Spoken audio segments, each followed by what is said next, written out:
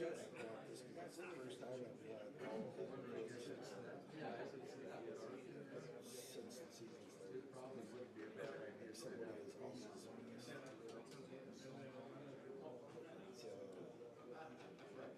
So, you know, it's as short as typical, but I'd say you have to. Did he get the grading done? In the front?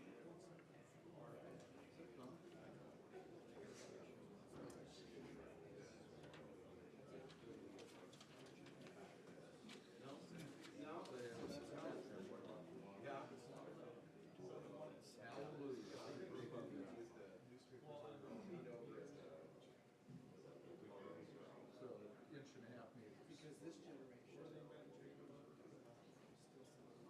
Okay, we do have water. Oh, yeah. Sunny, yep.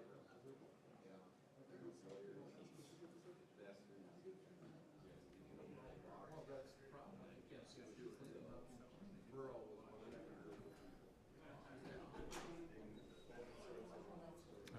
I've got 7.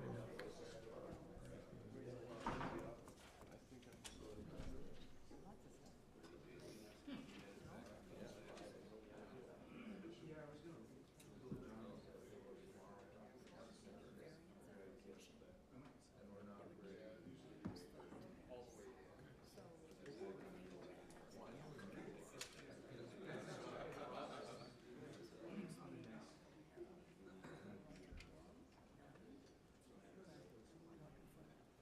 So Gerald's gonna be there from 5 to 7.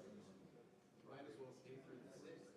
My camp is working. There you go. That's right. Is it 4 to 7? Okay.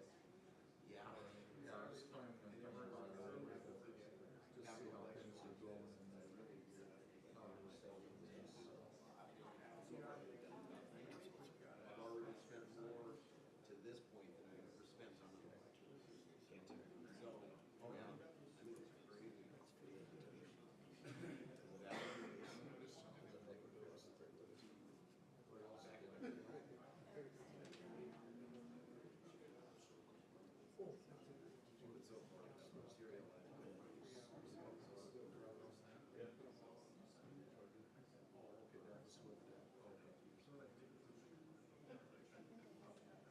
You know what? I think it's going to be between two.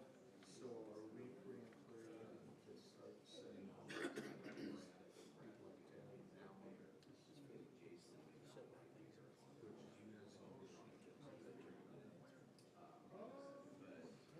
The only wild card.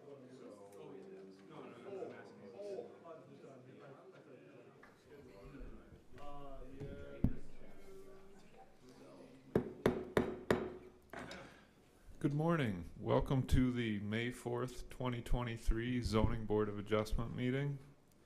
If any member of the audience wishes to speak to an item on the agenda today, there are speaker request forms to the left of the dais. Please fill out the agenda number of the item you wish to speak to and hand it to the secretary. At this time, we would also like to ask that if any member of the audience has a cell phone or other electronic device, that you either turn it off or turn the ringer to silent. If you need to take a call, please step out to the hallway so the meeting is not disrupted. One more unique note we need to add to Zoning Board of Adjustment today. We're down a commission member or two that we thought were coming, only having 6.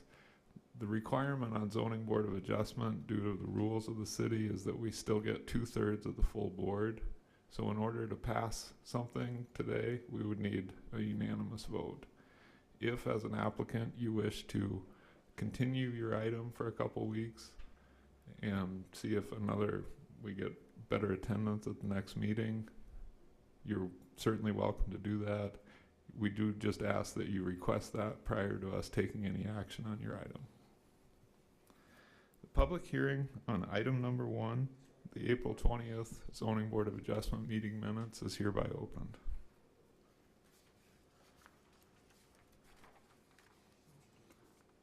All right, Mike Gallagher made the motion to approve the April 20th minutes. And Vince seconded that motion. All those in favor, please say aye. Aye. Opposed? Motion carries. Item number 2. Mr. Chair, Vicky? if we could see if there is, if the applicants are in the audience or a representative from the applicants?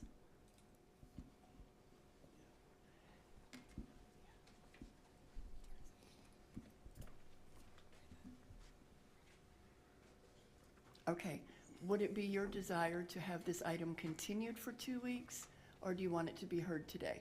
I'll let Les decide on that.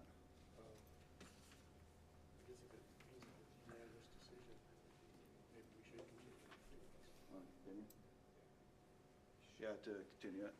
Okay, then our recommendation with the applicant's concurrence would be to continue this to the May 25th Zoning Board of Adjustment meeting. Okay. All right, Karen made the motion to continue item number 2 to the May 25th Zoning Board of Adjustment meeting. And Mike Quasny seconded that motion. Any discussion on the motion?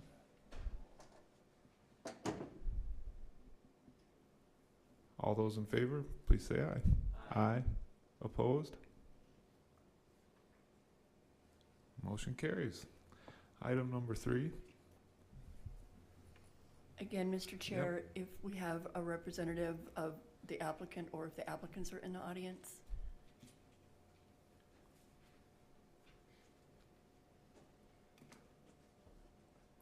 Same question. Would you like your item heard today? Continue. Continue? Okay, it would be our recommendation to continue to the May 25th meeting with the applicant's concurrence. So moved. All right, Vince made the motion to continue to May 25th. And I saw him, No problem. Mike Quasny wave. Mike Quasny seconded that motion. Any discussion on the motion? All those in favor, please say aye. Aye. Opposed? Motion carries. Item number 4. Is there a representative for item number 4 here? Interstate Engineering or Carrie Kasubi? It doesn't appear that there is. We're recommending staff is recommending to approve this one. However, we'll leave it to the Zoning Board of Adjustment if you feel that, I mean, I guess we should automatically hear it. It's not required that they be in the audience.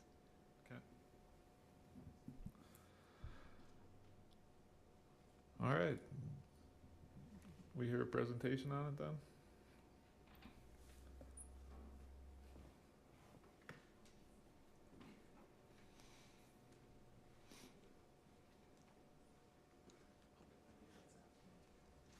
Mr. Chair, the applicant just walked in. Sir, if you could come over to the lectern, we have a question for you. If you want to pose it, Mr. Chair. We're sorry to put you on the spot right as you walk in. What we have going on is that we only have 6 commissioners here present today. In that case, we still have to get 2/3 of the full Zoning Board of Adjustment to approve any items.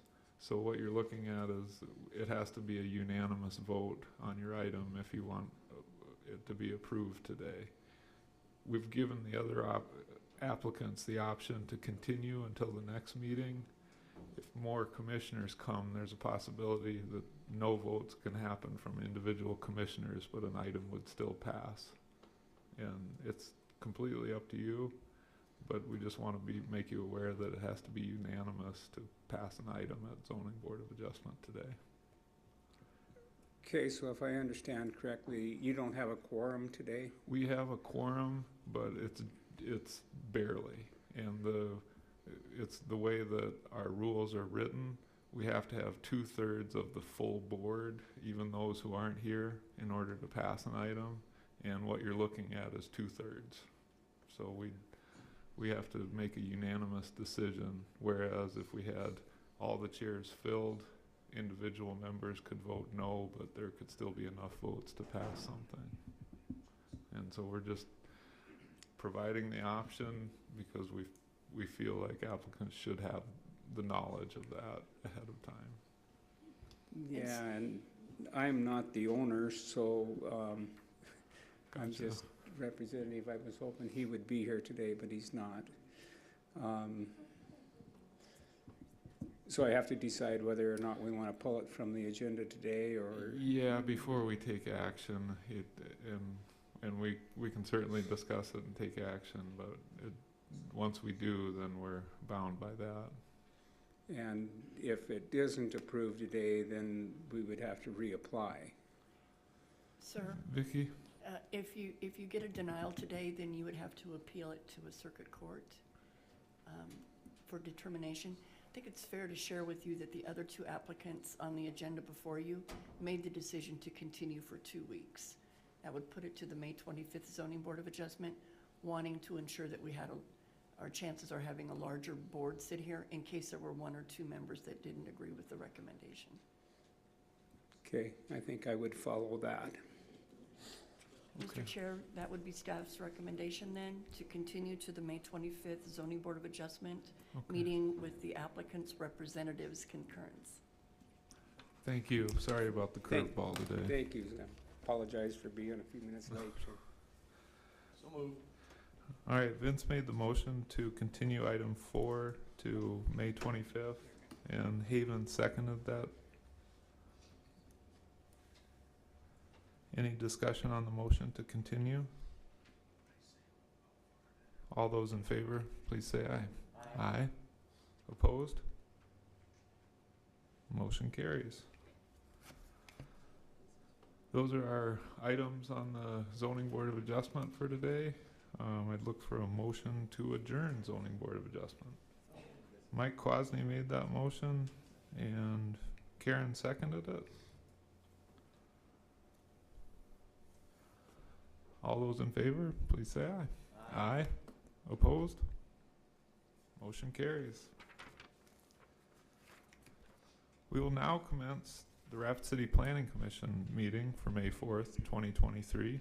Again, if any member of the audience wishes to speak to an item on the Planning Commission agenda, please fill out the request for the item you wish to speak to and hand it to the staff seated on the left side of the room. And if you still have your cell phone or any electronic devices on, please switch them to silent now. In Planning Commission, different rules than Zoning Board of Adjustment, correct, Vicky? So this will just be simple majorities? All right, just want to be clear on that. Items 1 through 5 have been placed on the consent calendar and may be approved as a group today. Action will be taken on all consent items in accordance with staff's recommendation by a single vote. Any item may be removed from the consent calendar by any planning commissioner, staff member, or audience member for separate consideration at this time.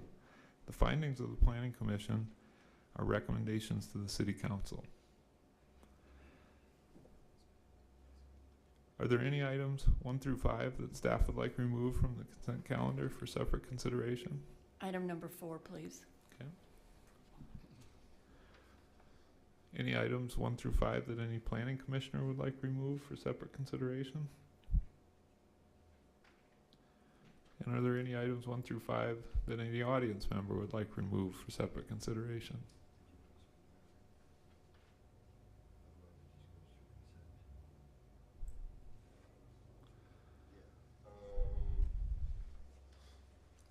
Homestead, I think the one he wants to. I don't know, I can't read what that is. The Homestead Vista, right? Is that what it was? Is that what it is? Number 3 Homestead Vista subdivision. Is that the name? That's gotta be. With Doyle? I'm hearing number 3. Is that also number 2? Or are those different?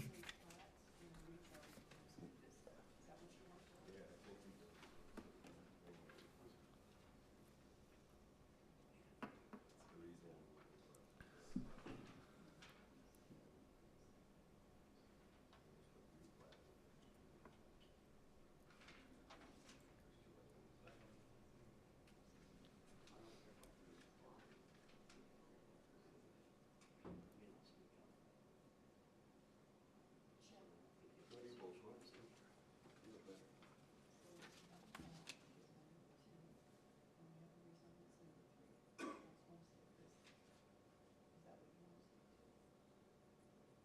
worried about the plat, or does it, here, I'll give it to you.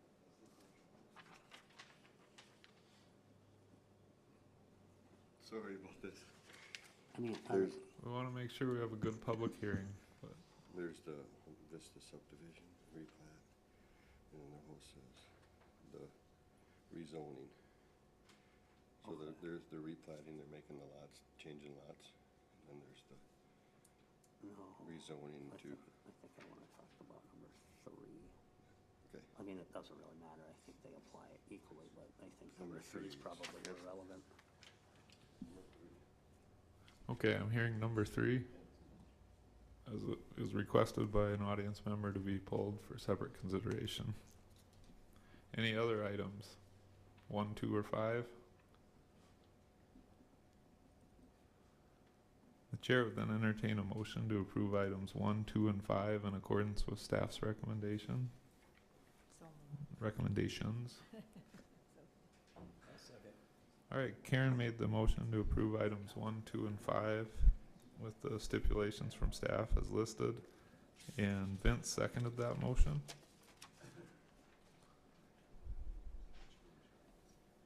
Any discussion on the motion? All those in favor, please say aye. Aye. Opposed? Motion carries. Item number 3.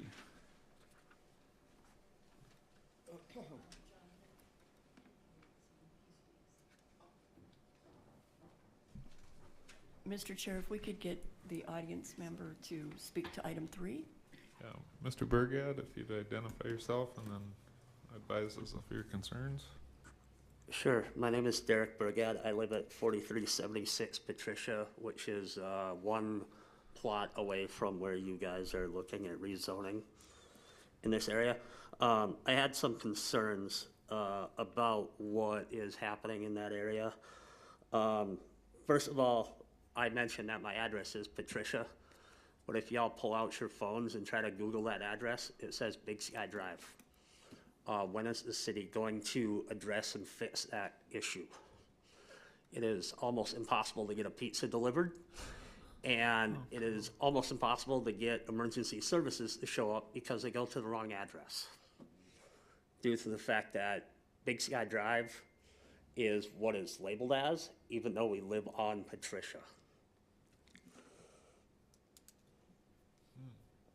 Item number 2 is, obviously you're going to build roads through there, but Patricia is not wide enough to support emergency vehicles, which is why all of our houses had to have sprinkler systems. With the addition of what I assume is going to be apartments, how is the commission going to address the increased traffic and the narrowness of the streets that exists over there?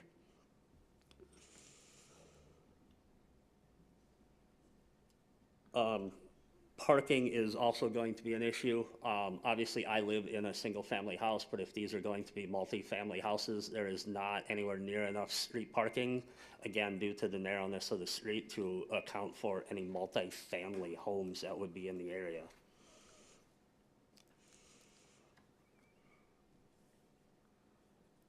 And then any traffic control devices that may be put up along Patricia once Neil and Patricia streets are completed.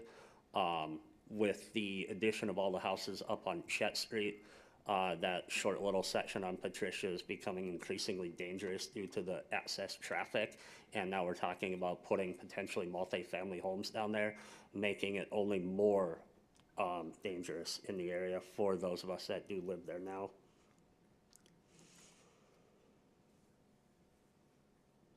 And the last option that I got on my list that's probably relevant today is I have lived in the valley now for roughly about 10 months. I have yet to find a park or any kind of green space out there. Is the city or is the planning commission planning on doing any kind of green space for all of the children that are moving into the area? dogs, et cetera. Is there any plan on putting any kind of green space or park out there to support the community? Those were my concerns for today. Thank you for hearing me. Thank you. Would it Mr. be- Chair, I think it would be helpful if Tanner reviewed the preliminary subdivision plan and the layout and explained is being proposed for that property. That would be wonderful. Tanner?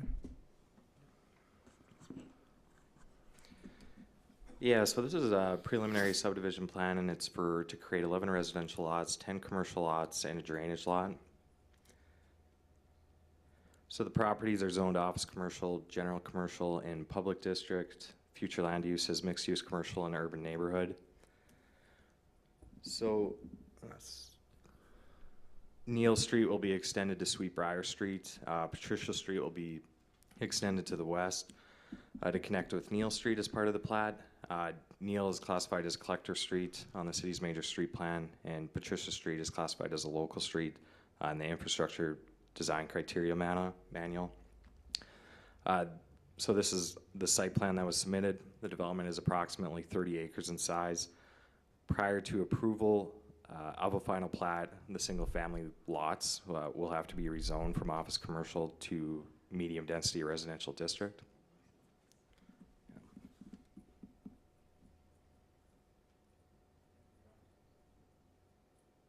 What's that? Well, if you can see my cursor there, it's those lots on Patricia.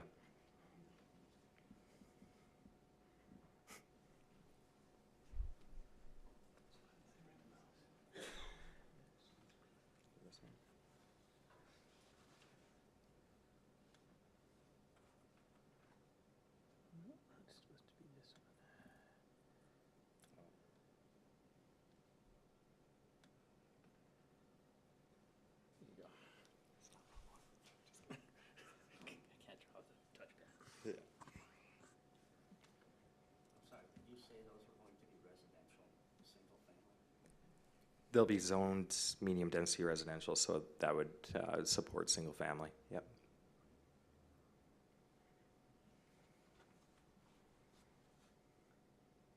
Okay, go ahead, keep talking. Need to go to the next slide.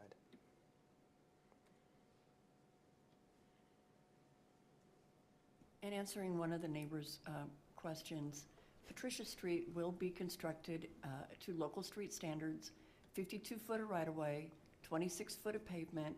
That does support on-street parking, as well as the requirement that each lot be designed so that 2 parking spaces on the property itself is being provided for the homeowner to use.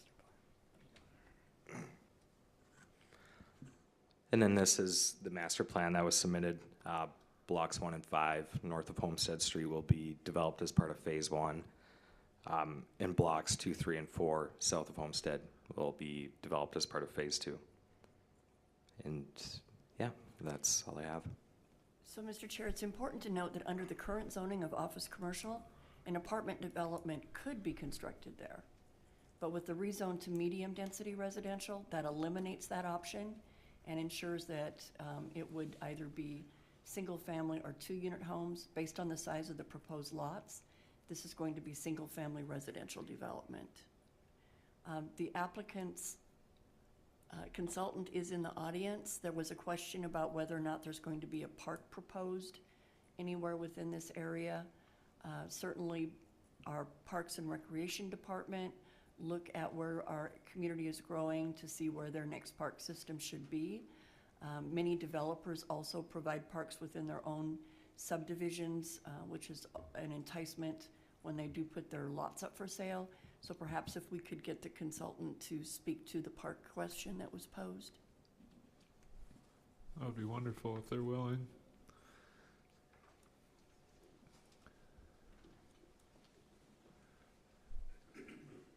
Good morning, Kyle Hibbs with Indigo Design.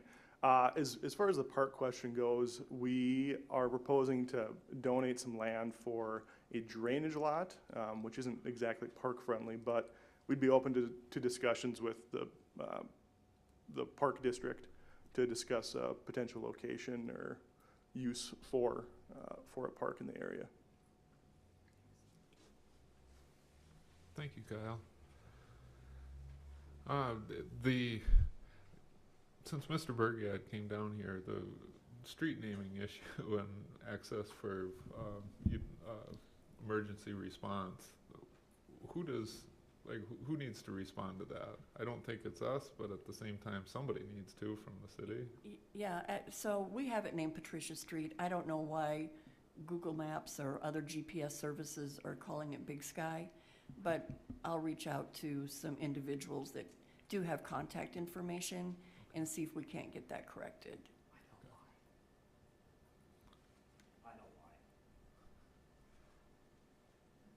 Any other, Vince? Thank you, Mr. Chair.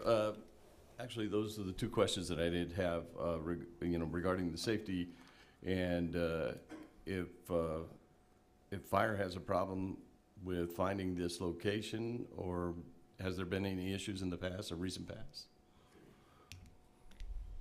Chip?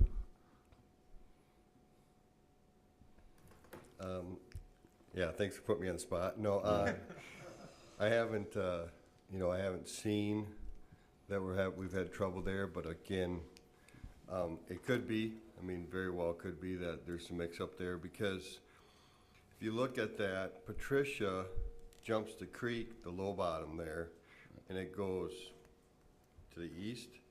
So I think that's part of the mix up, and I think the applicant's done some research on there if he wants an answer to the reason why, but I haven't pulled any data to know if we've had a call response slow down because of a mix up, but it could very well be, Okay. because If I could defer to the neighbor, did you want to answer that? Mr. Bergad? Yeah, the original name of the street before all the development came across was Big Sky Drive. If, again, as Chip mentioned, across the drainage is actually where Patricia is. So most of the time, if you are looking for an address, that's where it sends you. It doesn't send you to the western side of that drainage area. And I believe there was some contention with the owner of the land at the time that he wanted it renamed Patricia from Big Sky Drive. But 20 years ago or 15 years ago, however long that was when that road was created, it was originally named Big Sky Drive. And I know you have a hard time getting a pizza delivered, but do you know of any safety concerns at this point that weren't answered? I believe, and I could be wrong, but I believe that there was a fire call somewhere around the 4th of July last year, and they did go to the wrong place. Now, they were told, from what I understand, the fire department was told it was off the east. So I'm not really sure where the confusion was, but it was somewhere around the 4th of July last year that there was a fire call. And I believe they did not go to the right location. Okay, and the other question I have, if I could find out exactly where is the Rapid Valley School? Isn't there a school near this location? If I could find out from the development. I would guess it's half a mile, 3/4 of a mile, maybe, to the west on Homestead, Okay. if that's the same school that we're talking about. I believe so. It's an elementary school, I believe.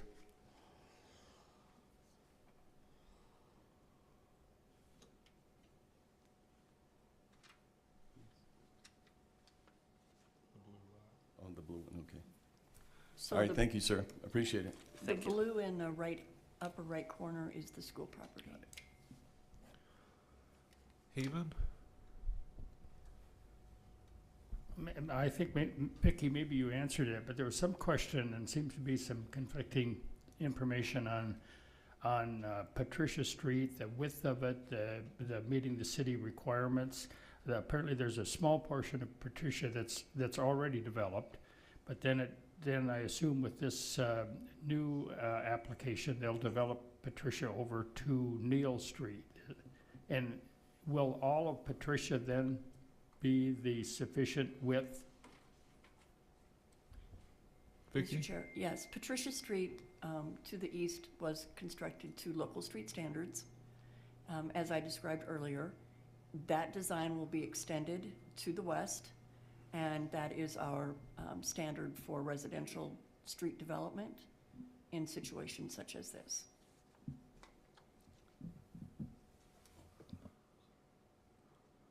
All right, any other questions or comments on item number 3 from the commission?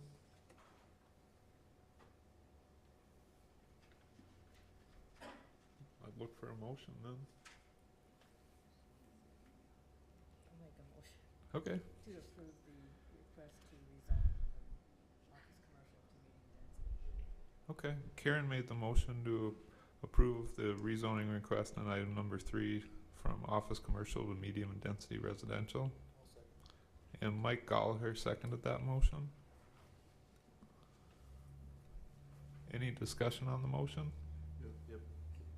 Vince? Thank you, Mr. Chair. If we can make, and I know this city's gonna follow up on locating, or on this location and making sure that these properties have the proper response for fire and law enforcement. So did they make a comment to that, or am I misunderstanding that? I heard Vicky say it and I trust her. Yeah, I've already assigned it to Kip. Thank you. Thanks. Sir, could we get your home address so we know which property in particular is having difficulty? Sure, I live at 4376, and the house next to me is 4368. You can find it on Google only because I had to go to Google and have them actually add my address to their map. But again, when you pull it up, it says Big Sky Drive. And most of the time, they end up going to the western section of it. Thank you. All right, the motion on the floor is to approve the rezoning request. Any other questions, comments on the motion? All those in favor, please say aye. Aye. Opposed?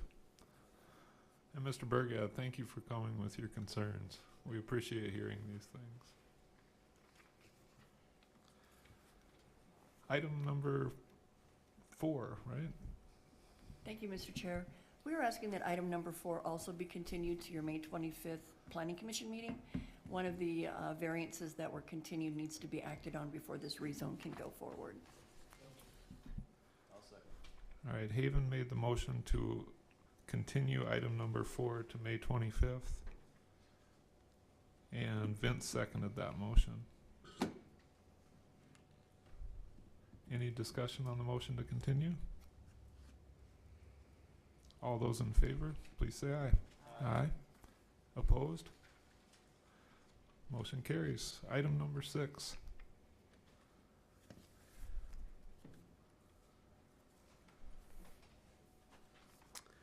Hey, good morning, Planning Commission. 23 UR 005 is a conditional use permit to allow an oversized garage. We saw the variance request for height 2 weeks ago, if you recall this site. The applicant is requesting an increase of 2,418 square feet on site to bring the total garage space to 2,778 square feet. The property is 1.9 acres in size, heavily forested, and yeah. Site is zoned low-density residential. Future land use identifies the site as low-density neighborhood. The site is accessed by Pine Hills Drive, which is identified as a local street on the major street plan. So here's the site plan. The site consists of a single-family residence with a footprint of 2,034 square feet, with 3 sheds that consist of 642 square feet and a detached carport of 360 square feet. The proposed 2-story garage to the southwest corner will have a gross floor area of 3,768.5 square feet. The gross square footage is broken down as such: 2,418 square feet of dedicated first floor garage space, 1,130 square feet dedicated to the second story loft, and 220.5 square feet dedicated to the second story covered deck. Here's the elevations, if you recall.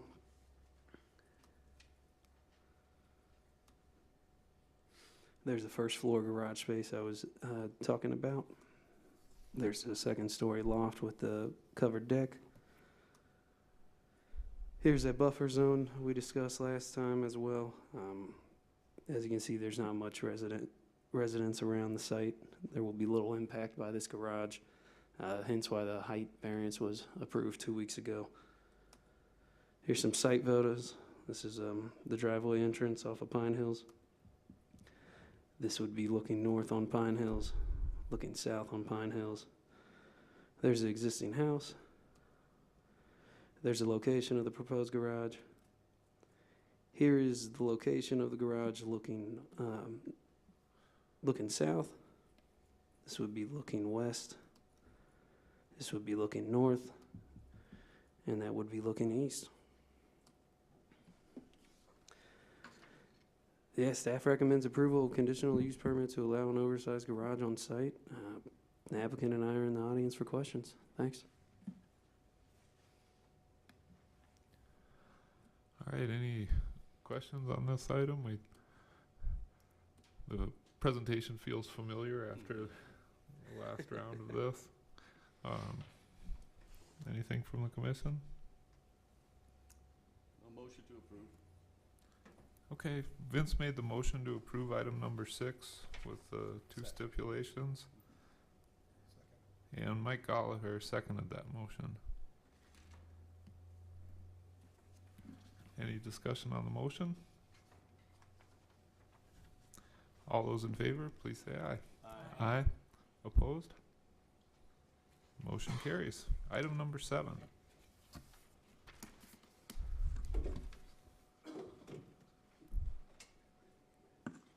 So this item is a final plan development overlay to allow mixed-use development at 4908 5th Street.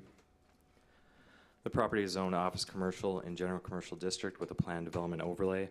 The applicant is planning to subdivide this property into 2 lots. The future land use is employment. Property is accessed from 5th Street, which is classified as a principal arterial street on the city's major street plan. This is the site plan submitted. The west lot will be developed as a 4-story mixed-use building with commercial on the ground floor and 54 apartment units above. The east lot will be developed as a 3-story apartment building with 75 units and a lower level parking garage.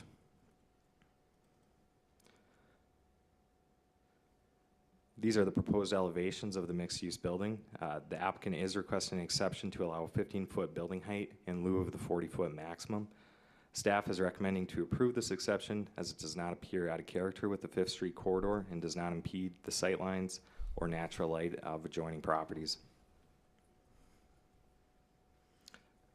These are the proposed elevations of the apartment building. This building will be 40 feet in height. Recently, an ordinance amendment was passed to allow a 40-foot height in office commercial district. This is a rendering of the project looking from 5th Street. Looking from the southeast corner of the site. Public notice was posted on this property. This is looking east along 5th and the west view as well. And staff is recommending that this item be approved, subject to the stipulations outlined in the report. I'll stand by for any questions, and the applicant is in the audience as well. Thanks. Any questions on this for staff? Karen?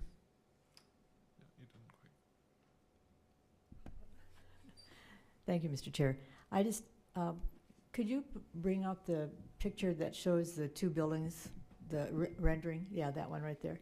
So the one on the left, that is going to be the apartment building, correct? That would be the mixed-use building, and That's then the mixed the use one building. on the one on the right would be the apartment building. Okay. So the mixed-use building, is that the one that's going to have the underground story or underground parking? No, the apartment building on the right would have the Okay. lower level parking. Yeah. Okay, that's the one I wanted to check with you on. So it's the parking then is access from the street level? Yeah, it would be access from the street level and go undergrade. Yeah, the front Yeah. right off to where we can see it right there. Okay, I was trying to figure out how that that diagram that they showed us, you know, because it said this is where the parking is, and I'm going, it's in the middle of nowhere to me, but, okay. So the question that I have really is, does this, because of the number of people that are gonna be there, does that require a traffic study? Is not enough people or not enough cars to make a difference, I don't think, but I just wanted to check. Vicki? So you may recall that as part of the initial plan development, we identified that a traffic impact study would be required, or they would need to seek an exception. They did reach out to Public Works and submit that exception, and I'll defer to Todd as to why that exception was granted. Todd? Sorry. Yeah, that was discussed internally, and an exception was ultimately approved for a traffic study. There really wasn't a whole lot of improvements that we would have expected to get from that. Those two approaches that they're using were built with the Fifth Street project and anticipated to be used for that type of purpose. Okay.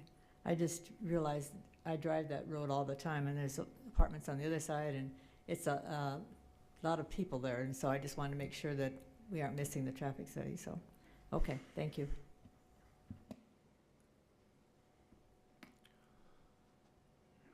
I'm pretty excited to see a new form of residential construction to Rapid City. You know, we've got one of these under construction downtown, but to have it in a different area of town is exciting. I fully in support of it. I guess my question is more procedural.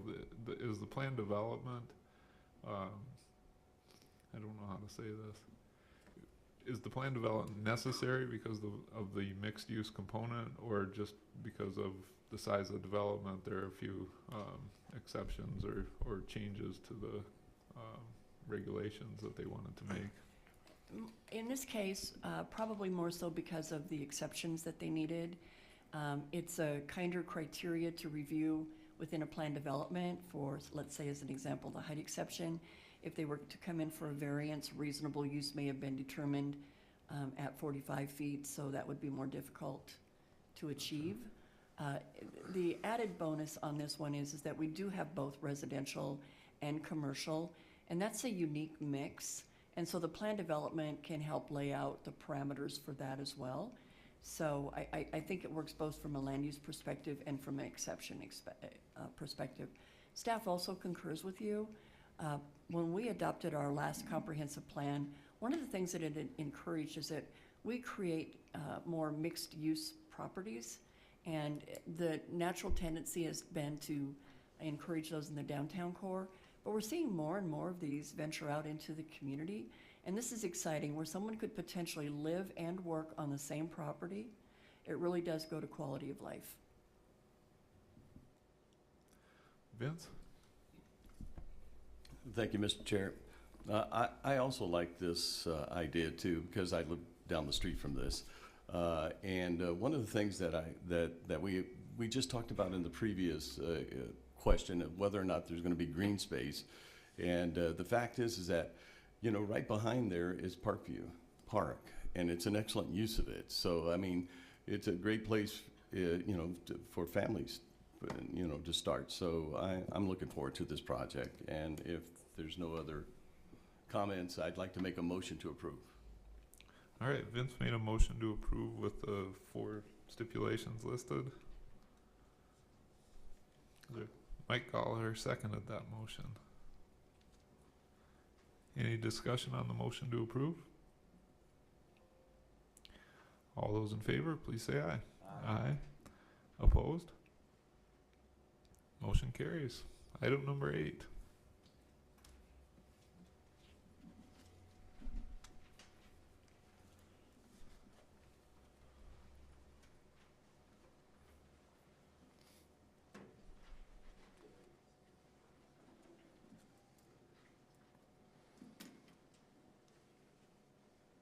Hey, good morning, Planning Commission. 23 UR 011 is a conditional use permit to allow temporary structures within the flood hazard district. The site is Meadowbrook Golf Course, located at 3625 Jackson Boulevard. The site is 165 acres in size. It is zoned flood hazard. Future land use map identifies the site as Parks and Greenways. Major street plan identifies Jackson Boulevard as a principal arterial. The applicant is proposing to erect 3 10x10 tents and 3 20x30 tents for 3 weeks throughout the summer for special golfing events. These dates vary from June 2nd to June 7th, July 27th to August 1st, August 25th to August 28th. The applicant has provided an anchoring and evacuation plan that is required for all development within the flood hazard zone. The Meadowbrook Golf Course has had similar conditional use permits on site that have been approved. Here are the proposed tents. Here's a map showing the location of the tents for these events.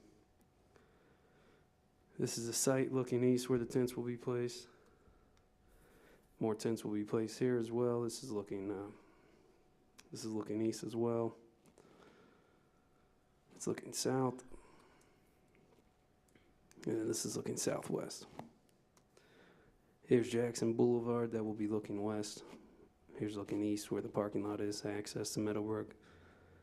Staff recommends approval of the conditional use permit to allow temporary structures within the flood hazard district zone.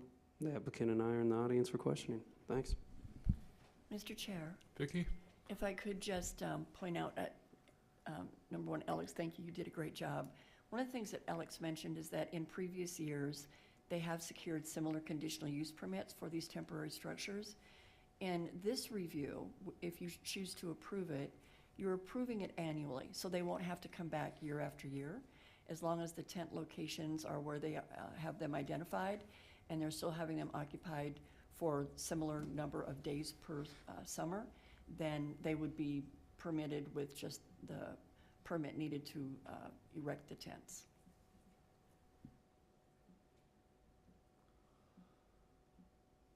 All right, I did appreciate the photo showing the thunderstorm and the need for such tents. Very clear.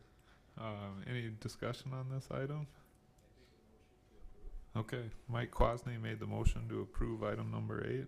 I'll second. And Vince seconded that motion.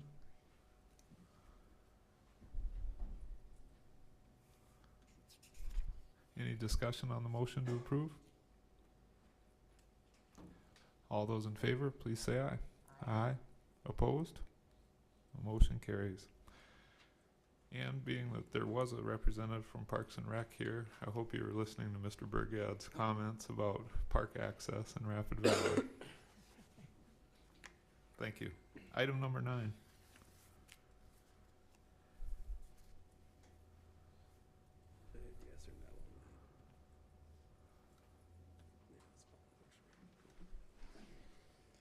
All right, good morning, Planning Commission. 23 UR 012 is a conditional use permit to allow a touring business as a major home occupation at 3434 West Main Street.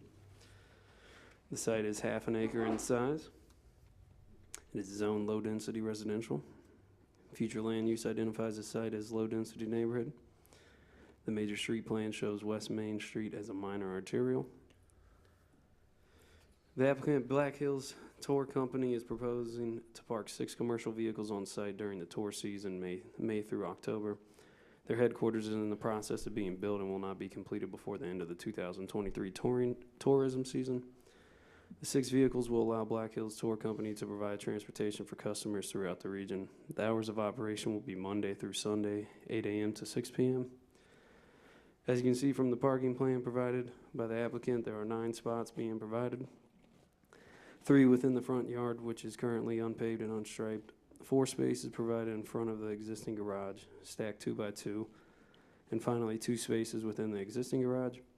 Staff is concerned about the current parking plan and layout due to accessibility and circulation. The rearranging of vehicles on site will contribute to multiple vehicles backing into the right-of-way at once and impeding vehicle and pedestrian traffic along West Main. The applicant has a spot designated in the backyard. Staff would like to mention this spot does not meet code. The applicant has also pointed out the temporary parking to the north area up here within the 13 spaces that are off-site to the north. Staff would like to note the applicant has no right to park within these spaces since they are off-site and illegally placed within the city public right-of-way. Staff finds that parking of 6 commercial vehicles on site will have a negative effect on noise, odor, smoke, dust, air, and water pollution. The proposed parking of 6 commercial vehicles within a residential zone district district exceeds the intent of a major home occupation permit and is detrimental to the neighborhood. Here's the site. As you can see, the applicant has the required signage up. Here's the site looking west on West Main.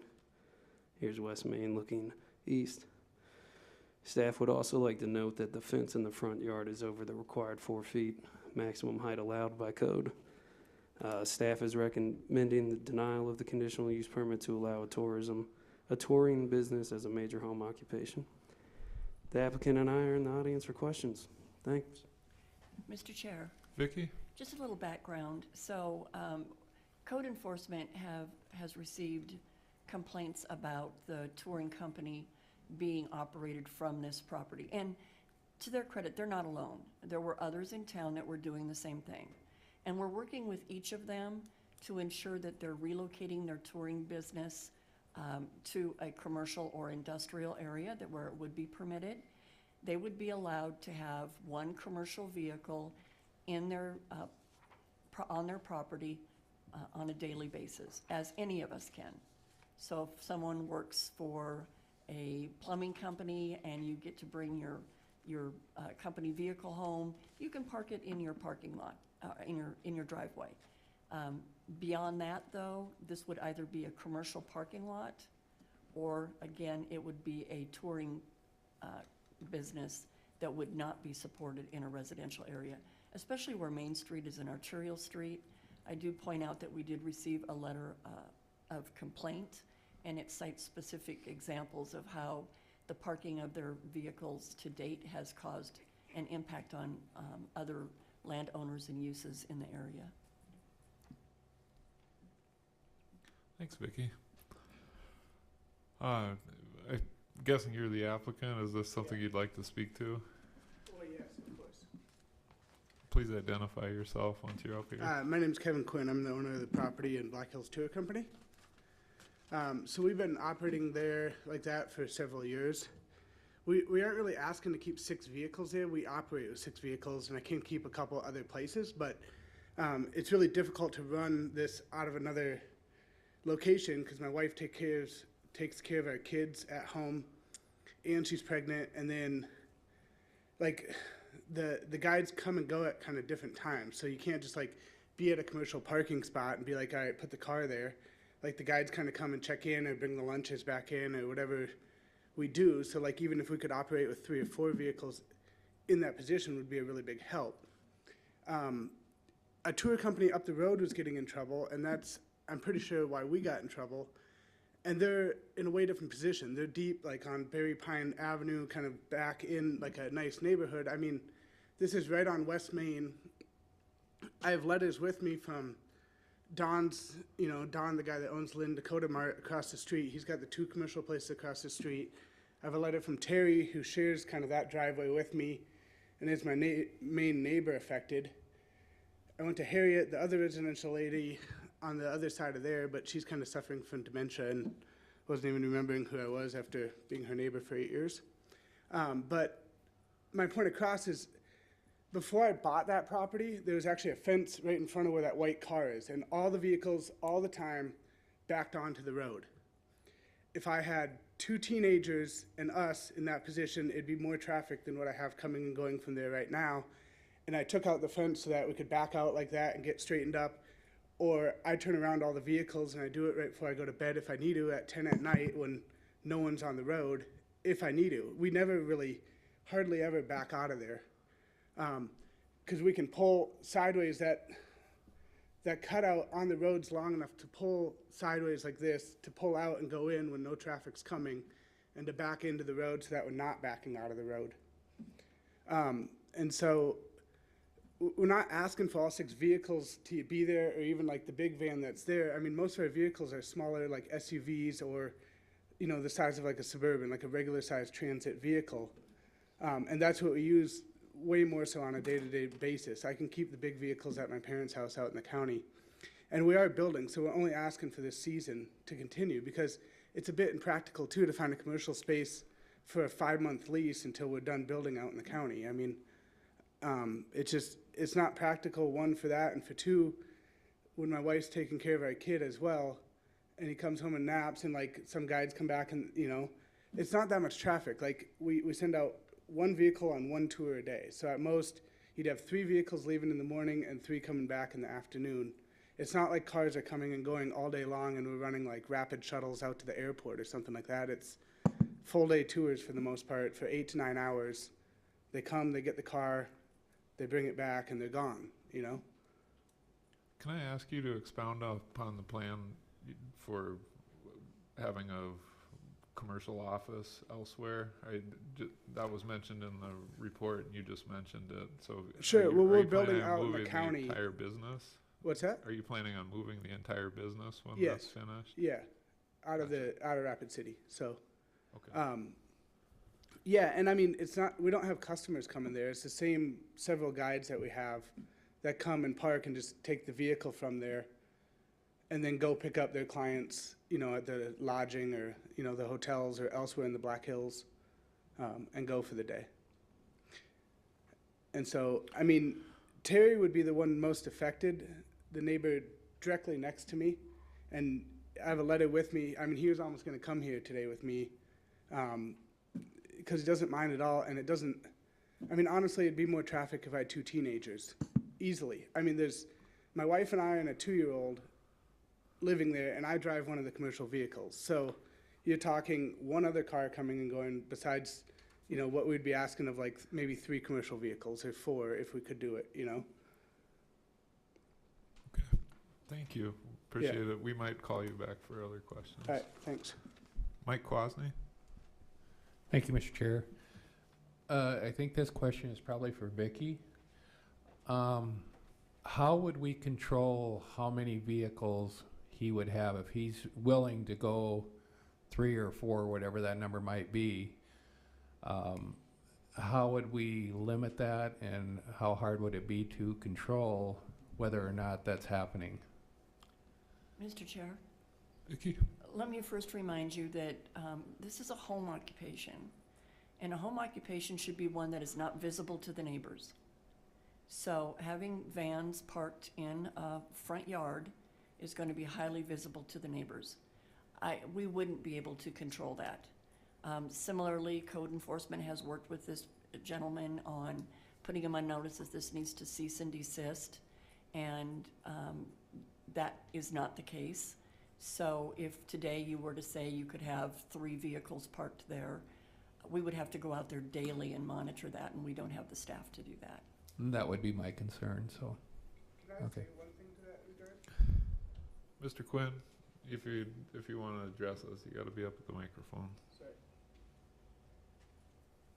I think code enforcement was, so we worked with them this fall, and we did try to comply and stuff, and she allowed us to park our vehicles there because we leave for the whole winter, and we're like, we can't, we're leaving in 2 weeks, we don't operate in the off-season, with the exception of doing Christmas light tours. And I think she took that all of our vehicles were doing Christmas light tours, and not the one active vehicle on our insurance was doing Christmas light tours, which was allowed. They allowed us one active vehicle, and we said that with her. And so I think when she saw that, and she knew we were doing Christmas light tours, and she saw that there's multiple vehicles there, she thought we were still operating all the vehicles, which we weren't. And so in some regards, the not following the cease and desist, I mean, that's what we had arranged with her, and I think it was misinterpreted that we were using all the vehicles for that. Haven? I was a little confused with this one photo, and maybe you can put it up. It shows the temporary, it's handwritten in there, temporary parking spots. And that appears to be, yes, that's the one. That appears to be on the back side, so not on the Main Street side of these lots, but over, closer to Sturgis Road. Is that not the case? And could you explain what these temporary parking spots supposed to show? Mr. Chair? Vicky? So as Alex presented in his presentation, that is public right-of-way, and those are not legal private parking spaces for anyone to use in that entity. And so those cannot be counted towards parking for this property. Thank you. Yeah, that's the School of Dance, by the way. So, the School of Dance off of Sturgis, that's their parking lot. And the letter that we received today is from them in opposition. And so those spots are actually on the School of Dance property? It's in the public right of way. It's not on their property either.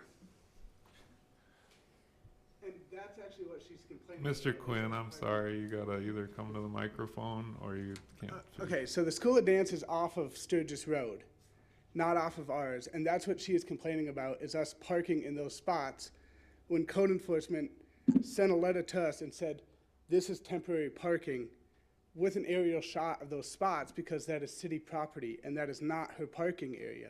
Look at, she striped right over Okay, but let Terry's me entrance interrupt in the you, back. Mr. Quinn. The temporary parking by the city's definition is 24 hours.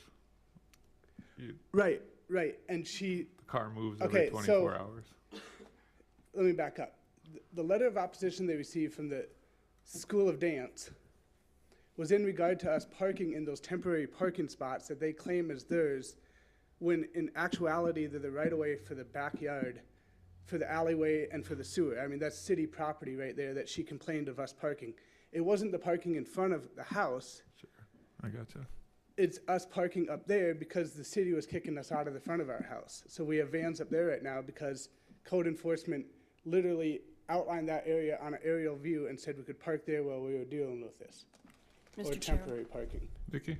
So we actually sent Mr. Quinn a letter that reminded him that you can have one commercial vehicle on your property or in the adjacent right-of-way, either next to your home or down the street from your home or on the back side of your home.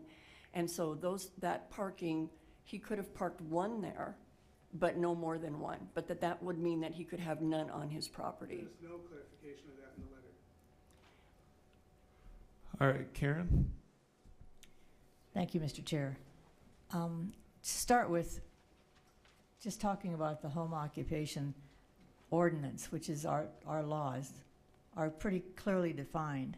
And to have that many commercial vehicles on your property, number one, would be not allowed. Number two is, it's not a matter of people backing in or people coming and going, as he was talking about having teenagers. That's different. That's a home, and that's without a commercial entity in it. And so for me to allow this to continue, I couldn't do that because it's going against our ordinances, our laws. And if we let one person do that and somebody else said, well, that's fine, you would have that all over the city. I mean, a lot of people would love to have their business and all their vehicles on their site. And I appreciate the fact that it's not convenient for you to have it somewhere else. But if you have a place to put your cars on your property, your parents' property or something like that, that's an option for you. And I cannot approve this, so that's going to be my vote, is to say no. Vince? Thank you, Mr. Chair. You mentioned this a little bit earlier, and I'm still trying to get clarification on your question to Mr. Quinn. And Mr. Quinn, you were talking about moving your business, and you have a 5-month plan? I have a what? You said something about a 5-month plan to move your business. Yeah, I mean, we got the foundation and stuff. I mean, we're building on 10 acres out in the county. And so we pretty much just need it for this season yet to be able to park there. Okay. And Yeah, go ahead, sir. just one other clarification I'd like to make is when I drive all over this town, and even one that you guys approved earlier that was literally by a construction company, I see construction vehicles all over the place parked at people's houses and trailers. One guy that lives there can't drive 3 construction vehicles that are at a house. I mean, you drive around town in every neighborhood, and I see it all the time. I mean, so it's the exact same thing. If his workers are coming to get a truck in an oversized garage that you're allowing them to build and leave, that's exactly what my people are doing, is coming to get a tour vehicle and leave with it. Like, Okay, so if I could get further clarification on this property in the county where you're going to move to, is that yours now? I mean, do you have access? that is mine now, yeah, and Okay. I mean, it's actively being built. Is there any reason why you cannot provide service from your home with one vehicle and keeping the other vehicles at this lot in the county? Yeah, because it's all tore up, dirt right now, and you got concrete trucks coming and going, and you got, it took a steep, long driveway up into it and stuff, so it's not practical at this point because it's not far enough along. I mean, it's all. How many vehicles do you have? I have six Six commercial vehicles that we use, yes, but like a couple of bigger vans, like the one in that photo that we just don't use a lot in the summer, and I don't, typically keep them in front of there. So what you need right now in order to solve part of this is a place to park 6 vehicles where you can transit from your home to that lot or wherever the 6 vehicles may be. Is that correct? I have places that I can put a couple of the vehicles. It's just, it's not very practical to have a van parked out in the field and have the guide come, like, get the stuff from us, go, and then when they got to check back in, do it. And I don't really have that type of. When my house is done, I will have that type of parking up there. Mm-hmm. But like what will be future cement and stuff right now is dirt piles and stuff from the foundation being excavated, Sure. and I got concrete pumper trucks that are 40 feet coming up there. I can't have vans parked all over the place on this area that we leveled up on a hill. I mean, No, sir, and I do understand that, and I'm sorry, I got your point about the lot in the county where you're going to move to. But right now, it looks like the city has been very patient with the ordinance, the violations of the ordinance. Have you worked with them to see if you can even park any of your vehicles on a city lot for a few months? I mean, I think you heard that, like, as far as those ones in back? Well, not necessarily ones in the back, because they told you that's a 24-hour location, and you can only put one of your vehicles. You have 6, so you got one in your yard, you got one in here, but you have to keep moving it, obviously, because you can't leave it there for more than 24 hours at one time. Well, sure, Plus, if they you've go got out some- every day, I should be able to put 5 of them up there, because if they leave every day on tour, they're being moved, Well, that's the problem. Oh, Yeah, I'm not trying to solve your issue. I was just trying to find out how far in depth did you go with the city to try to resolve that. I don't think the parking is as big of an issue for us as my wife trying to manage it, like, with a kid. I mean, it's not practical for us to have her sit in an office there all day when 3 guides come in the morning, they check in, they get vehicles, maybe within a span of an hour. If one's picking up at 9, one's picking up at 8:30, and they don't come back to 4, 5, 6 in the afternoon, sometimes spread out like that. Sometimes they might come back at 2, depending on the tour. If they're up on the Mickelson, they get done. It's just not practical for her to sit in a commercial location to wait for 3 guides to come back when she's taking care of a kid, he's napping. She can't just run and go meet that person, Yes, sir, I know. I have 4 children and 5 grandchildren. I understand the situation. Thank you. I need to get something else cleared up. If I can ask the community development the question about that fence. Was that fence not in, it's out of zoning? Vicki? So this is the first I've seen the photos and looked at that fence. We'd have to see what year it was built, whether or not it's illegal or legal nonconforming. Mhm. But for today, I think we should just stick with the discussion at hand of a major Of home course. occupation. Absolutely. Mr. Chair, Yeah, Vicki? one of the things that, so we did have to reach out because of complaints. We've had to reach out to numerous tour companies that were using their home sites as their business site. And one remedy that has worked for some until they did find that commercial or industrial site to have a small office and then store all their vans. Some of them even found locations where they can store them inside so that they can keep them nice, clean, and pristine and away from hail. Remember the rule. Every property owner can have one commercial vehicle that's of passenger size on their property or in the right-of-way within the neighborhood. One, that's it. So if the drivers take the vans and park them on their properties, that's the commercial vehicle on their lot. And then Mr. Quinn could have one van on his property or in the right-of-way, either in front of or behind his property, but just one. And then if all the balance of them were sent out to where the drivers live, he'd be legal until he can get his site completed in the county. Mr. Quinn, please try to be brief on your response. I think that's a wonderful idea, except that, a lot of my guides are retirees that work 1 to 2 days a week, so it just doesn't work for them to take home a vehicle when they're not working again for 4 days. different guides use that vehicle. I don't have like one vehicle to one guide. Vince? All right. Karen? I'm going to make a motion to deny this request as stated in the staff report. All right, Karen made the motion to deny the conditional use permit, and Haven seconded that motion. Discussion on the motion, Haven? Yeah, I just looked at this. I'm in favor of the motion to deny. You know, approving this is, I think, going down kind of a slippery slope. You know, when you approve something like this, as Karen mentioned, it's contrary to the ordinances that are on the books, and I think we got to comply with those. And so I'm in support of the motion to deny.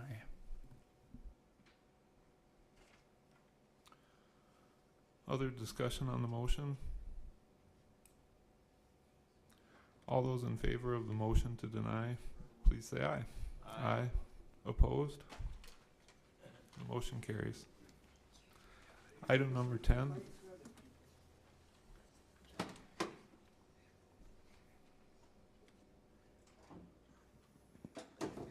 Good morning, Sarah Hansel with Planning Projects Division. Item number 10 is a proposed tax increment financing district. If created, this will be tax increment district number 90 and be known as the Sagebrush Flats Affordable Housing District. The project is located just east of our downtown core in Rapid City. You can see it on the vicinity map on the screen. It's about 21 acres in size and consists mostly of undeveloped property. There is some structural development in the Subaru location on the western side of the lot, but most of it is undeveloped, has been undeveloped for some time, so we really see this as an infill project for the city. And as you may recall from the plan development, the final plan development approved earlier this year, it is to be the future site of 180 low-income affordable housing residential units. The property is zoned, oops, there we go. Zoned office commercial district and light industrial district, and has a future land use designation of mixed use commercial and light industrial. It's located just south of Omaha Street, which is an arterial on the city's major street plan. This site plan may look familiar since you've reviewed it with the plan development recently. You may recall there are 2 residential structures proposed, as well as outdoor green space and a playground.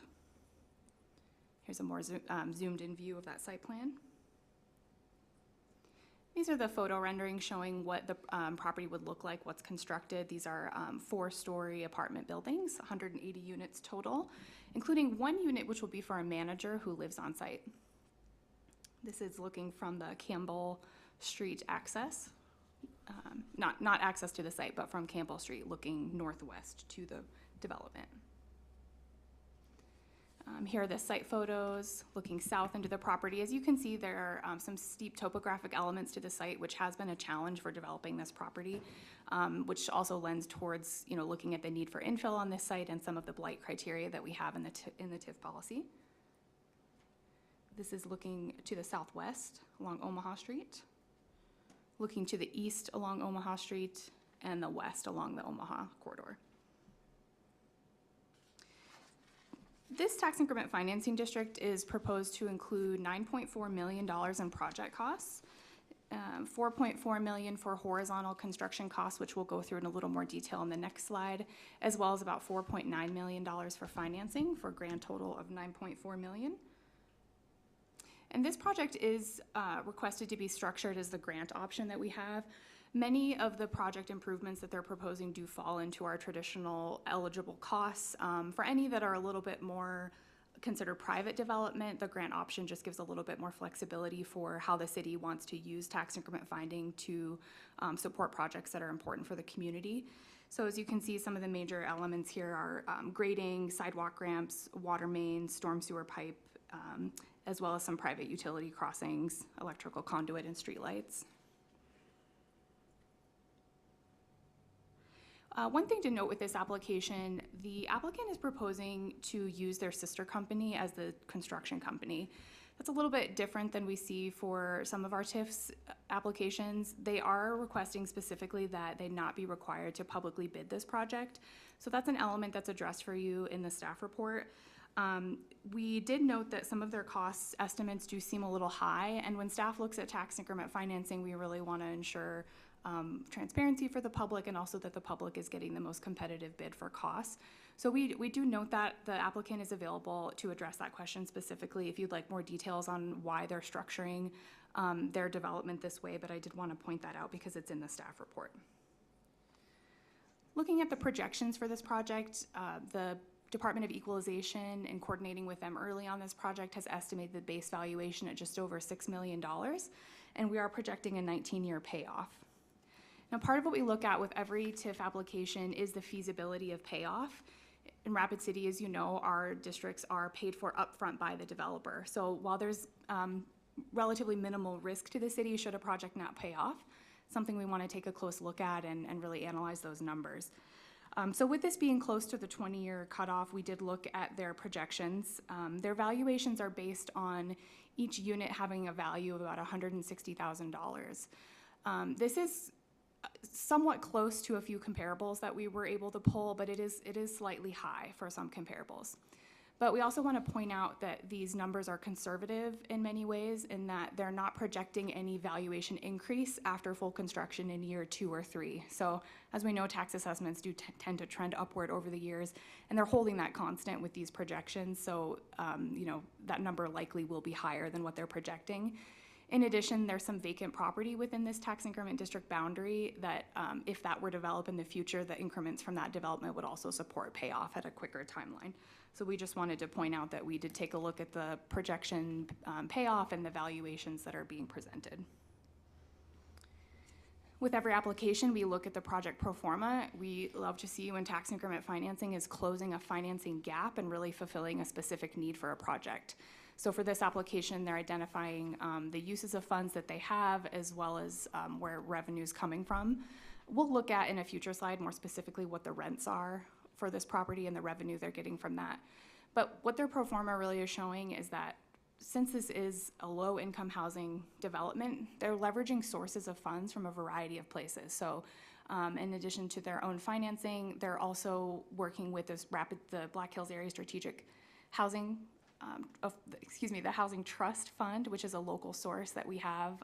It's a relatively new source created in 2020, but they're working with them on a loan as well as TIF. And they're also using low-income housing tax credits that are administered through the South Dakota Housing Development Authority. And that's something we have to acknowledge as a community when we look at low-income housing needs. These projects do need to be subsidized, typically from numerous sources, and that is something that we're seeing with this project as well. They're leveraging many opportunities for funding. So the city's tax increment financing policy has some criteria for what affordable housing means under this policy tool. So our policy says that units have to be for occupants that are 80% of AMI, or area median income, and that they're paying no more than 30% of their income on their rent. 80% of area median income is about $50,000, $55,000 in Rapid City right now. The policy says that at least 51% of the dwelling units in a development have to meet this criteria, and it has to meet this criteria for at least 10 years. So this is what's in the city's TIF policy.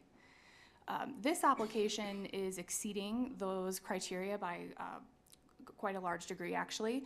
All of the units are between 30 to 60% AMI, so they're substantially below that 80% requirement, and they are proposed to be held affordable for more than the 10-year minimum requirement. And here you can see, what are those rents actually going to look like for the units that are being provided at 30% of AMI. They range in price from $429 to $664. For the 40% AMI, ranging from $573 to $886, and so on.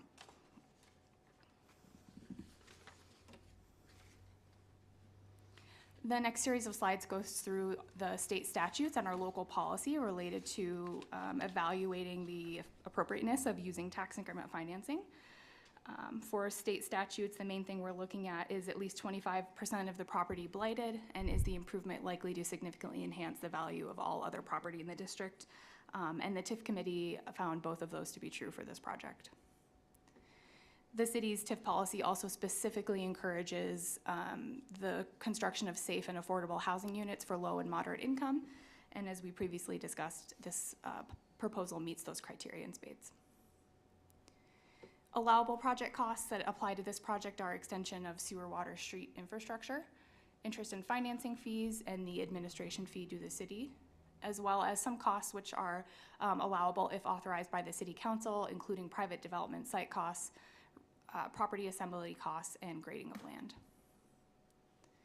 We also look at other criteria related to blight and open area, which is in need for infill development, which applies here, as well as that the use of tax increment financing won't result in the net loss of pre-existing tax revenues to the city. They must also demonstrate that their project is not economically feasible, which is again what we're looking at with their project pro forma. And again, additional criteria that it's meeting the affordable housing criteria. And again, looking at the low-income housing criteria. Referencing back to a blight, and that the developer agrees to waive the 5-year tax abatement. So with that, we are looking at this and really seeing an opportunity to develop an infill site that is approximate to downtown. And we asked the Planning Commission to review the project and make a recommendation as to whether the project meets the city's tax increment financing policy, and specifically make a recommendation on the creation of a district boundary, which would go forward to the city council. And I'm available for any questions you may have, as is the applicants who are in the room today. Thanks, Sarah. Haven Stuck. Could you please put that photo up of the district boundaries? My question, I guess, is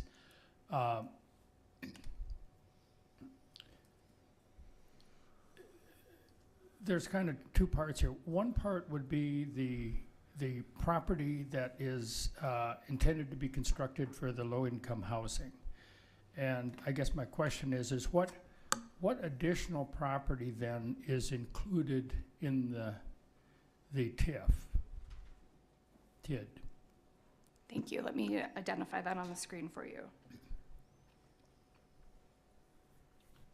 May need some backup here on the drawing tool as well. I just want to make sure you're going to do it right. Would you like to draw on there, John? No, because I can't see it. I'm too old, I think. So you just use your, is it just a touchscreen? No, you have to draw with the mouse pad. Okay. So turn on the. Kip, it seems like you need to give some classes. We need some training on this. All right, let me go back to. I don't want to draw on the future land use. It doesn't work very well. So This is how Kip ensures that he's invaluable. He's our IT guy in the middle of a meeting.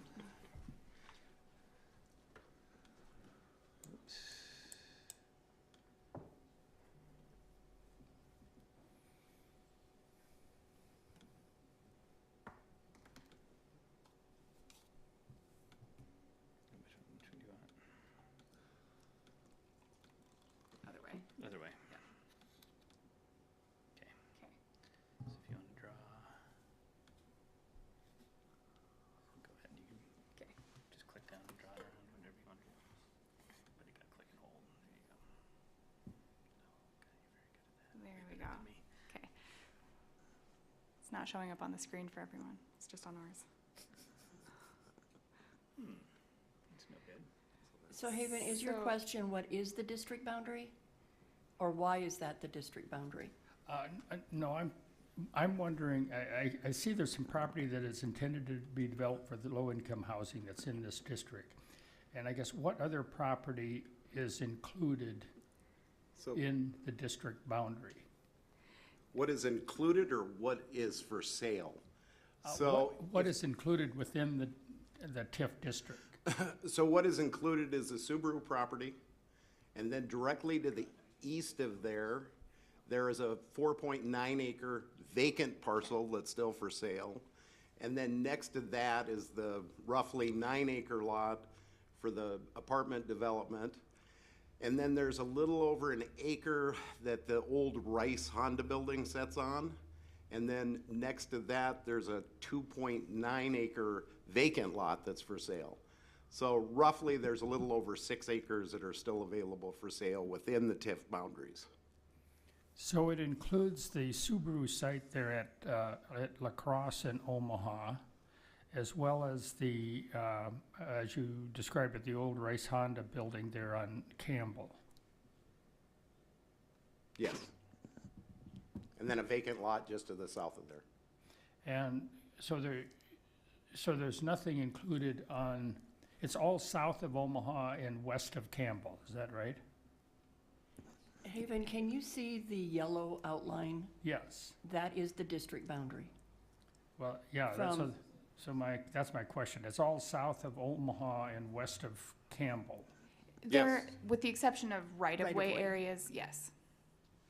The intent was to show that if there should be any improvements that would be needed in right-of-way, then TIF dollars could be used for them.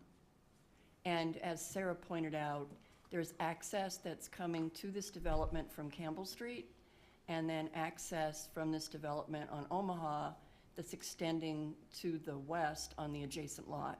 So it's important that they capture those properties in the TIF boundary so that any expenditures that are TIF appropriate can be captured in this. But if it's not included in the district boundary, then they can't seek compensation for it later on. And I suppose the question would be, then why is the Subaru property included?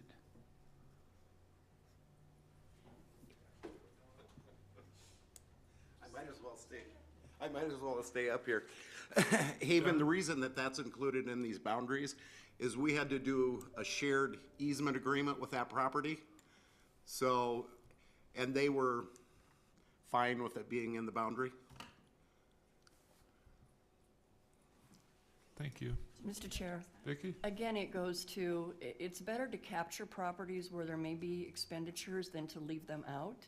And this is typical. You see this of TIF requests quite often where the scope of the district far exceeds the project plan.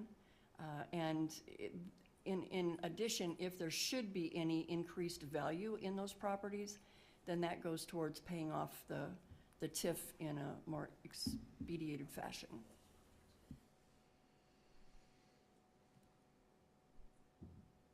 Vince? Thank you, Mr. Chair. Had a question is anybody from the Black Hills Community Foundation available? Because that's one of the loans that, that was mentioned.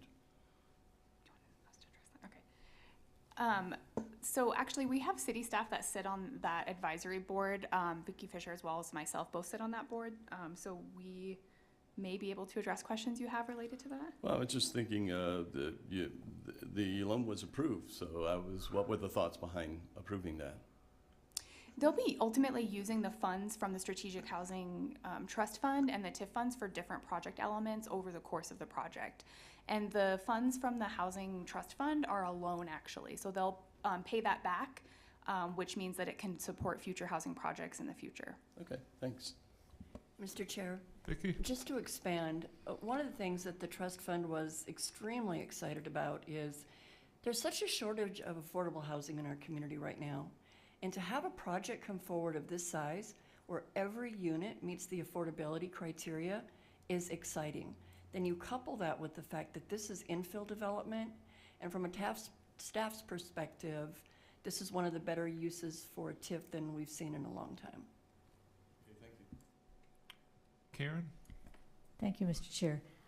This is a TIF that I highly support. It's exciting to see something that's just for low-income housing, and typically we don't have too many of those show up, so I definitely support this. I have two questions, and one is for Sarah, when she gets back. Yes, Karen. Hi, Sarah. Hi. I have a question. The first one is on your project plan on, I think it's page 6. There's a detail of the property costs, and I just wanted to double check something on that. Okay, are you looking at the table on page 6? Yes. Okay. And I don't have it in front of me, but there's it talks about the costs, which, you know, are just encompassed. And then there's talking about, I think, the finance, those two figures. And then at the very bottom, it says eligible costs, and I don't understand that figure there. Actually, I think you've identified an error that will be corrected before it goes to council. That should be the sum of the construction costs and the financing costs, Okay. plus the administrative fee of 20,000. So that would match that 9.4 million. So apologize for that Okay, error. sorry. Thank you. I'm sorry to bring it up. It's okay. We need to correct it. Okay. The other question that I have is on the staff report.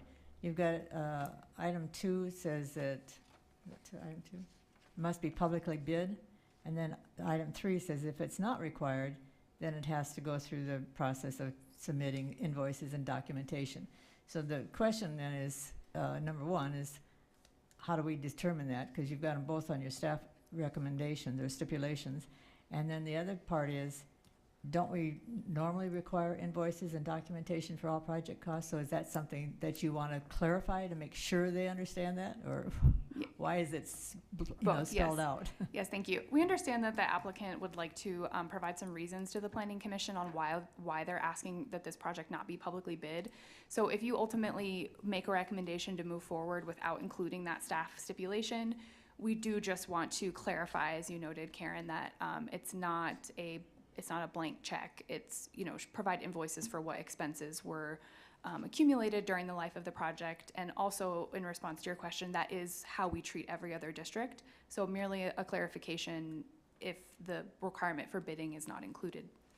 Okay, so then after we hear the recommendation of why they don't want to send it out for bids, we will either say, no, we want you to do it publicly bid, or we want the other one, we'll delete one of those 2 stipulations. Sarah? Can you maybe? So I want to John? I want to introduce John, you. Go ahead. Sarah, I think there's still a procedural question for Sarah. Yeah, just the procedural, we would eliminate one of those stipulations depending on which one we decide on. If the project is not publicly bid, we still will require invoices and documentation for the project. Right, but then we wouldn't need the one that says that you're requiring it to be publicly bid. Correct. Okay, thank you. All right, John. Sorry about that. I just wanted to introduce you to Jason Bull. He's a representative for Blue Line Construction and Blue Line Development. He can explain this. He's the brains behind this whole thing. I'm just kind of out here in the public, so thank you. Thanks for the introduction, John. I got a lot to live up to now, with, being the brains of the project. But Sarah, thank you for the presentation. I'm Jason Bull with Blue Line Development, and this project has been in the works for a couple years now, so we're super excited to get it to this point. I guess I'd like to start, like back in 2019, we started a construction company through our parent company, Blue Line Development, with the main goal of controlling costs. That had become a major issue through the pandemic, and we saw just costs skyrocketing. So what we've been able to do on a lot of our projects is reduce the profit, overhead, and general conditions to an amount that we can actually close the deal and get it built. So, for example, on a couple of our deals that we have under construction in Casper, in Big Sky, we've been able to reduce our profit on the deal from 6%, which you would typically see on a construction deal, to 2% or 3% just to get the deal closed. So that's what we're intending to do on this deal. Another byproduct, I guess, of the pandemic has been control of the schedule. So the biggest issue that we're seeing is delays, and we know that contractors are super busy, and we have the staff and the ability to do this project right now. So if we have the requirement to go out to a public bid, it's likely going to delay the project in a much needed market. We all know that in Rapid City, there's a huge shortage of affordable housing, and this 180 units is going to have a significant impact on the community. So thank you. I'm happy to answer any other questions that you guys might have. Thank you. Karen? Thank you. Thank you, Mr. Chair. I understand the comments that you made, and it makes sense. And I'm assuming that the discussion about, and Sarah, when you mentioned that some of the costs seem a bit high compared to what you think it should be.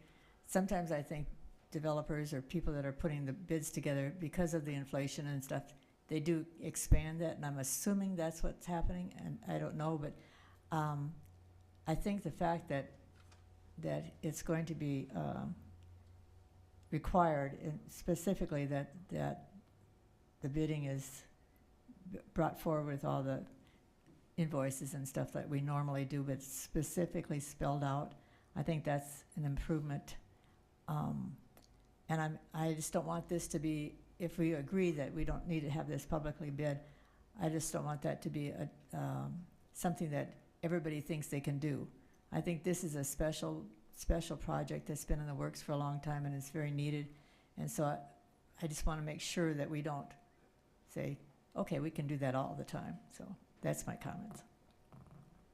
Can I follow on with, I can think of 2 economic development grant TIFs that have happened that weren't publicly bid. How are those being overseen?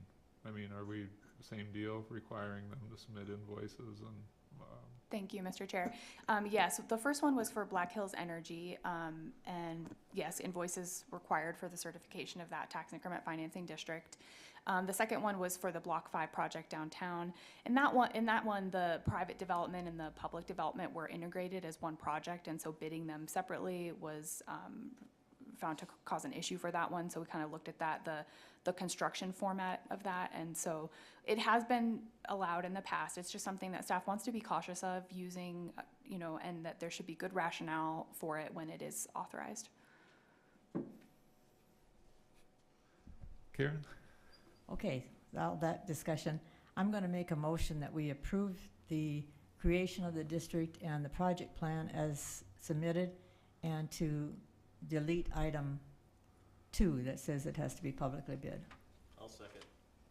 All right, Karen made the motion to approve the creation of the tax increment financing district and resolution to adopt the project plan with, I would like you to repeat that stipulation that you added. Just the stipulation would to remove the stipulation which is item 2, that it has to be publicly bid. Okay. And Vince seconded that motion. All right, I had a couple questions and actually maybe more comments, but I want to start with, I am fully in support of this motion. I want to see tax increment financing used for affordable housing. My struggle on this one, if there was one, was when we look at land development TIFs, the pro forma looks exactly like the one presented. A building, you can sell a apartment more than once. You get to sell it every year. A pro forma should really look different than what we were presented, if the Planning Commission is going to have the responsibility to review and say this project wouldn't work without the tax increment financing. So I guess I'm wondering, do we have, for economic development grant TIFs, do we have criteria set forth by the council that says we need to review these for that old, I mean, I should call it old, but we've been asked over the years, review this and ensure that the project wouldn't happen without the TIF. Do we have that criteria? If I may, so Sarah? 2 parts to that question. First, whether we have specific criteria in our TIF policy for use of the economic development grant. We do not. We, as staff, we would really appreciate the guidelines to be able to see what those parameters would be in the future. And I think as the TIF program progresses in time, we'd like to work towards that as a community. The second part having to do with the pro forma, I would clarify, and it's in the staff report, but they actually submitted two pro formas. Under state law, there's a provision that allows confidentiality of specific financial, information. So we have a pro forma that very specifically itemizes all of their project costs and revenues, which is part of their confidential file. And then this part is really distilled down into larger categories, but the overall intent was to be able to show that there's a gap that the financing is filling. Compared to a lot of other pro formas that we see on a typical basis for TIF reviews, we actually see a lot more detail in these types of affordable housing, low-income housing tax credit, South Dakota Housing Development Authority approved applications than we see for a typical greenfield subdivision. I appreciate that, but I guess what we're shown, I mean, we don't know the when it lists like the equity partner tax credits, the loan, the other loans, we don't know the terms of those. So Yeah. to say that we as a planning commission are reviewing the pro forma and asserting that it doesn't work, I won't claim that. I'm not saying that we should have to, though. And that's why I asked about the criteria. I mean, if this is an economic development grant, I guess what are we really asserting? Vicki? Thank you, Mr. Chair. I think it's important to point out that our new finance director, Daniel Ainsley, is in the audience today, and Sarah and I have already had some preliminary conversations with him about these very types of things. Daniel has offered to partner with us, take a more active role in how we present these TIFs going forward and how they're reviewed. And we're certainly looking forward to his financial expertise so that hopefully we can find a way to bring you more detailed information on some of these. Obviously, we still have to follow city policies and criteria for review, but I think with Daniel's assistance, we can do a better job in looking into some of these. All right, and I'll just finish by saying the security for me in this one is coming from knowing that those federal tax credits are on the program, and that ensures that this will stay affordable for a long period of time. So it settles my mind, but we don't have that in some of the other grant TIF applications. We don't have that level of security. Karen, I'm sorry. Motion still on the floor. Sorry to take a little time. No, you're all right. Thank you, though, Mr. Chair. I'm just going to follow up on the things that you were just mentioning, and I'm glad Mr. Ainsley is in the audience. I am hoping that in the future, with new leadership coming forward with the new mayors, that we can go back and review that TIF policy, which has been needed so badly to have changes made, and some of Mr. Ainsley's work will help us to do that. So I'm just pushing that thought. All right, any other comments on the motion? Vince? No, I concur with both what you and Karen had to say, so thank you for saying that for it. All right. Anyone else? All those in favor of approval of the item number 10 per Karen's motion, please say aye. Aye. Aye. Opposed? The motion carries. Any staff items or discussion items today? I think we're done. All right. Vince? Thank you, Mr. Chair. I just wanted to say, I think the fire department is doing a great job. Sorry, didn't mean to put you on the spot there. You guys do great work. Thank you for keep it up. Thank you. Mike Kwasny? I got one more personal thing. I am running the Durr Foundation Golf Tournament, and I'm inviting anybody that wants to join in on it. What's June the date? 10th. All right, June 10th. Talk Okay. to Mike Kwasny. Anything other than a motion to adjourn? Motion to adjourn. All right, Vince made the motion. Karen seconded it. All those in favor, please say aye. Aye.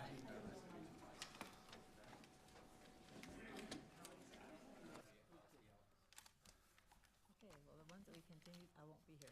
I'll be in Norway. Good for you. That's awesome. When are you going? I'm leaving town the 22nd, and we fly out the 24th.